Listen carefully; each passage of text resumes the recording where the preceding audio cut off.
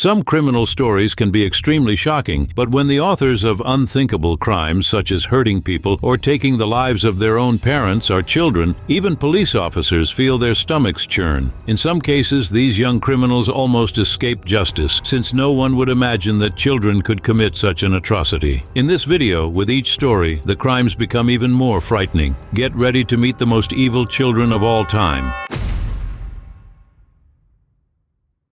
The story of Jasmine Richardson, a 12-year-old girl, and Jeremy Steinke, her 23-year-old boyfriend, is one of the most shocking ever recorded in Canada. On the 23rd of April, 2006, they committed a brutal and premeditated crime, the murder of 3 members of the Richardson family. But what led a child to get involved in such a terrible act? This story of love, violence, and an insane desire for freedom begins long before the tragedy and reveals a chain of events that culminated in one of the most disturbing cases in Canadian criminal history. Jasmine Richardson seemed to be a young person like any other. Born on the 21st of October 1993, she had an apparently normal childhood. Her parents, Mark and Deborah, had overcome addictions to illicit substances and were rebuilding their lives. However, over time, Jasmine began to move away from the normal lifestyle her parents had established. She fell in love with Gothic culture, began communicating with older people, and through the internet, met Jeremy Steinke, a man 11 years older. Their relationship, however, was not well regarded by Jasmine's parents. They were concerned about the age difference, Steinke's behavior, and the dark world he seemed to represent. Jasmine, however, was enthralled. Over time, she began to neglect school, break rules at home, and distance herself even more from her parents. She began to dream of a future alongside Jeremy, far from her family's oppression, and that was when a terrible idea began to take shape.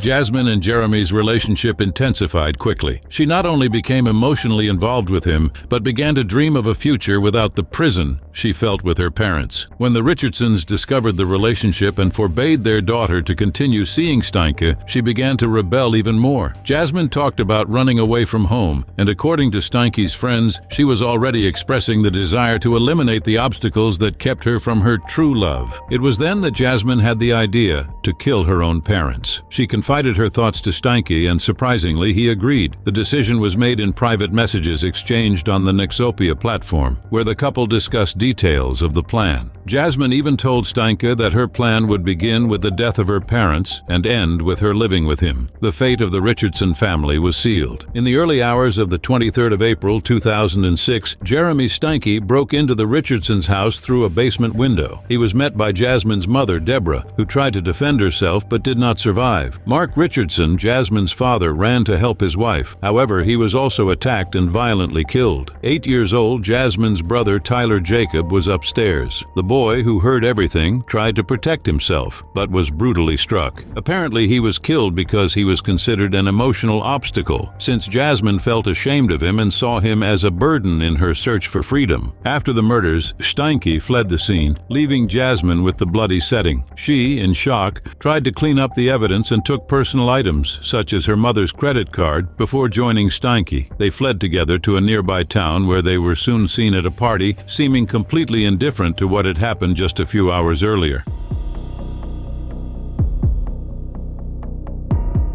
The next day, the victims' bodies were discovered by a friend of Tyler's who had arrived for a meeting. The scene was horrible. When the police began to investigate, a crucial detail was found, a figure drawn in one of Jasmine's notebooks that showed a murder scene involving her family. This led investigators directly to her. Jasmine and Jeremy were found in a distant town and arrested. The case took on national proportions due to Jasmine's age and the brutality of the crime. She, only 12 years old, was charged with 3 counts of first-degree murder, becoming one of the youngest people in Canada to be convicted of multiple homicides. Jeremy, in turn, was also charged and sentenced to 3 life sentences with the possibility of parole after 25 years. Jasmine's trial took place in 2007, when she was already already 13. According to Canadian law, youths under 14 cannot be sentenced as adults, which meant that Jasmine received a 10-year sentence, the maximum allowed for her age. She spent part of that time in a psychiatric institution where she underwent therapy sessions and tried to adapt to life outside crime. In 2016, her sentence was completed and she was released. It is believed that she expressed genuine remorse during this period, but the impact of her actions will never be completely erased. The Jasmine Richardson case is a disturbing reminder of how, in some circumstances, the combination of family problems, external influences, and emotional disorders can create a real nightmare. The story of Jasmine Richardson and Jeremy Steinke remains an extreme example of how despair and rebellion can escalate into something deadly. While Jasmine tries to move on with her life, the legacy of what she did on that fateful April night of 2006 remains. The case still raises difficult questions about youth, responsibility, and the influence of toxic relationships. What could have been done to keep a young person from reaching such a dark point? Even if we knew the answer, it would already be too late for the Richardson family.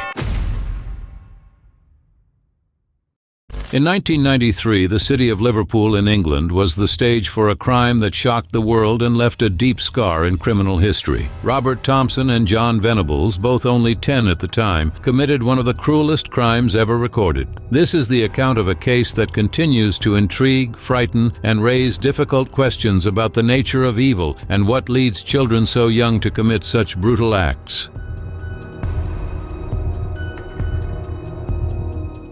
On the 12th of February 1993, James Bulger, a little boy just 2 years old, was accompanying his mother at the New Strand shopping center in Bootle. While she paid for her purchases, little James was lured out of the store by two apparently ordinary boys. The scene was captured by security cameras, showing Robert Thompson and John Venables leading James away. The pair's initial intention was, according to evidence, to push a child into traffic, but upon finding James, everything changed. What began as an apparently prankish act quickly turned into something much darker. The two boys took James along a route of almost 4 kilometers. Along the way, they were seen by 38 people, some of whom questioned what they were doing. But Thompson and Venables proved crafty. They claimed that James was their younger brother, or that they were trying to help him find his parents. During that long walk, James suffered initial assaults. He was taken to a canal where he fell and injured his face. However, no one intervened decisively, and the boys continued their route, now toward a disused railway line in Walton. On the railway line, the horror reached its peak. Thompson and Venables assaulted James in various ways, using stones, bricks, and a heavy iron bar, until the young boy did not survive the abuse. They also applied blue paint to the boy's face and left the rest in a devastating state. Finally, they placed James on the tracks in an attempt to cover up the crime, hoping that a train would pass and turn what happened into an accident. 2 days later, what remained of James was found by children playing in the area. The brutality shocked not only the local community but the entire world.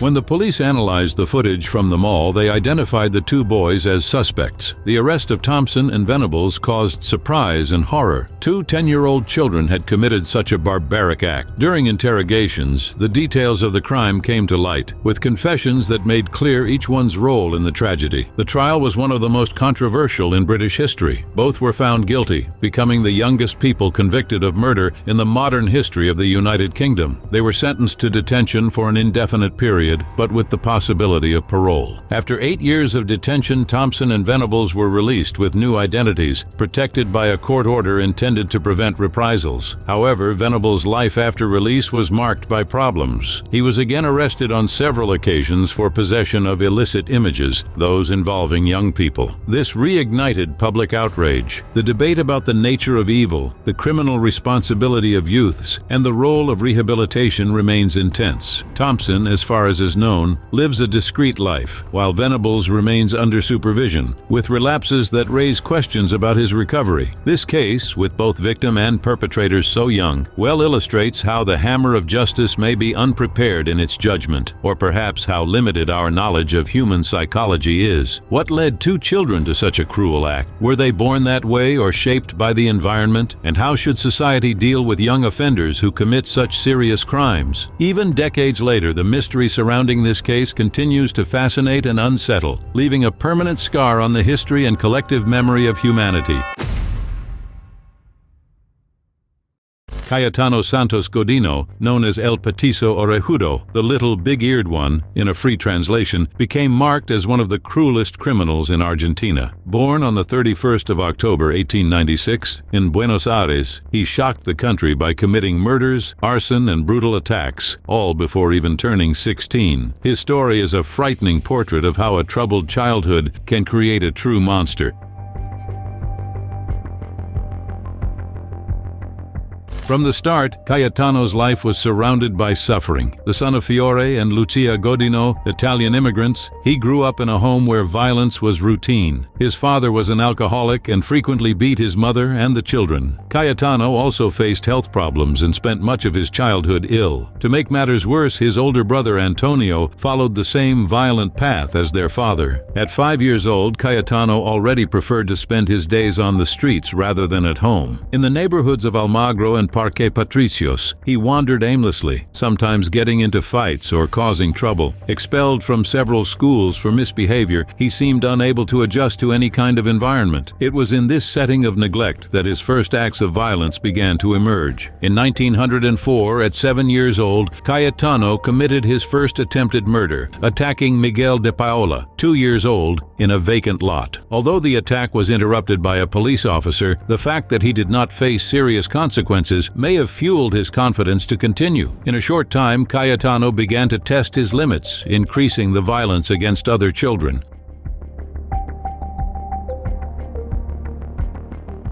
In the following years, this pattern of Cayetano's luring younger children to isolated places soon became his trademark. In 1906, at only 9 years old, he committed his first murder. He took Maria Rosaface, a 3-year-old girl, to a vacant lot where he tried to strangle her. Not satisfied, he buried her alive and covered her with cans. The crime was only discovered years later when he confessed. Even with episodes like this, Cayetano did not face real consequences. His father, frustrated with neighbors' constant complaints, even handed him over to the police for hurting animals. But since he was still a child, he always ended up being released after a brief detention in a reformatory. After 2 months, Cayetano was back on the streets, angrier and more determined than ever. At 12 years old, he was sent again to a reformatory, where he remained for 3 years. Far from improving his behavior, the experience only made him more cruel. Upon being released, at the end of 1911, Cayetano was more violent and began to incorporate arson into his criminal routine. He would later confess that he liked to watch firefighters put out the flames he started. By then, he was no longer a lost child, but someone willing to destroy everything around him. 1912 was the year in which Cayetano reached the peak of his violence. Now 15, he combined his obsession with fires with a growing thirst for blood. In January, he strangled Arturo Larora, 13 years old, and shortly afterward burned the clothes of Reina Vanikov, 5 years old, who died after 16 days of agony in the hospital. Despite his acts, Cayetano was clever. He lured children with promises of candy or games, which made him seem harmless. In November of that year, he tried to kill Roberto Russo, 2 years old, but was interrupted by a worker who saw him trying to strangle the boy. Even with so many suspicions about him, Cayetano escaped punishment, which left the path open to continue. His last crime, however, was what sealed his fate. On the 3rd of December, 1912, he lured Gesualdo Giordano, 3 years old, with the promise of buying candy. He took the boy to a vacant lot where he tried to strangle him. When that did not work, he used a nail to finish the act. On the same day, he went to the child's wake, just to check whether the nail was still there, as he himself later admitted.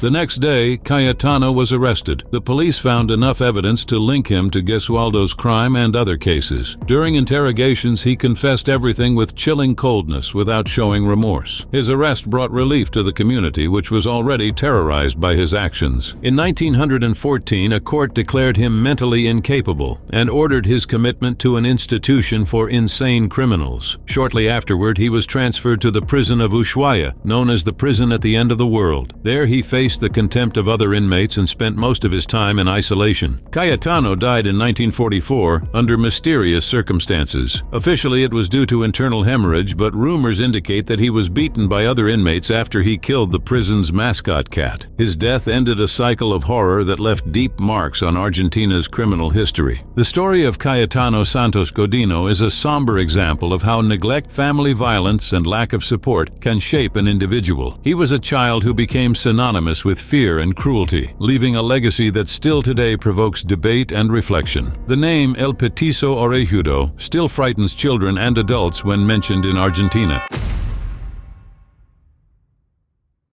On the 24th of March 1998, a devastating attack shook the city of Jonesboro, Arkansas in the United States, leaving 5 dead and 10 injured at Westside Middle School. At the center of that tragedy was Andrew Golden, a boy of only 11 years old. His coldness and meticulous planning marked one of the darkest chapters in American history.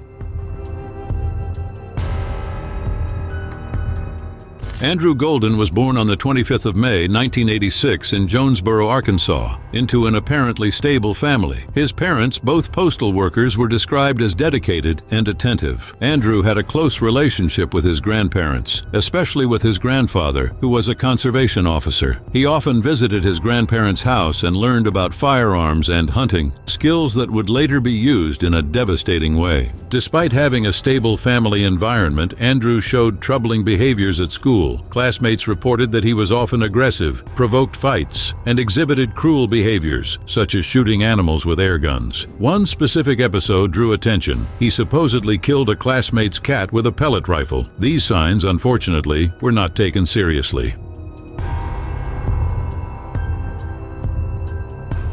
On the morning of the 24th of March, 1998, Andrew Golden and a 13-year-old accomplice, Mitchell Johnson, put into practice a terrifying plan. The night before, they had loaded a van with rifles, pistols, and ammunition stolen from Andrew's grandfather's house. The pair also took camping supplies, suggesting that they intended to flee after the attack. At school, Golden triggered the fire alarm, forcing students and teachers to evacuate the building. Meanwhile, Johnson positioned himself in a wooded area near the school exit, carrying the weapons. When the crowd began to come out, the two opened fire, shooting a total of 22 times. The attack lasted only a few minutes, but it was devastating. Among the fatalities was teacher Shannon Wright, who shielded a student with her own body, and 4 female students of 11 and 12 years old. Among the injured were 9 other students and 1 teacher. After firing 22 times, Andrew tried to flee, but he was captured by the police before escaping with the prepared van.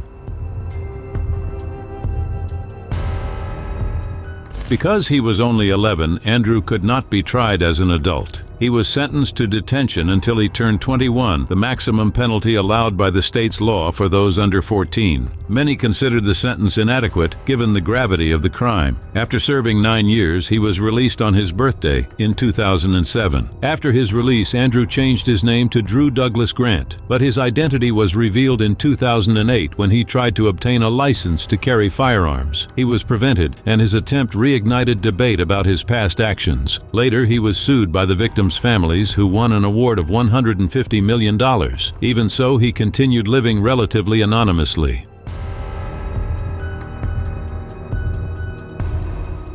In 2019, Andrew died in a car accident in Arkansas. He was with his wife and daughter when he collided head-on with another vehicle. The driver of the other car also died, and the other passengers were seriously injured. Thus, Andrew Golden's life ended tragically, leaving behind irreparable scars in Jonesboro, marked by his act of extreme violence. Decades later, the Westside Middle School massacre still echoes as a somber reminder of what can happen when warning signs are ignored and of the devastating consequences that this can bring. Do not forget to subscribe to watch more videos like this.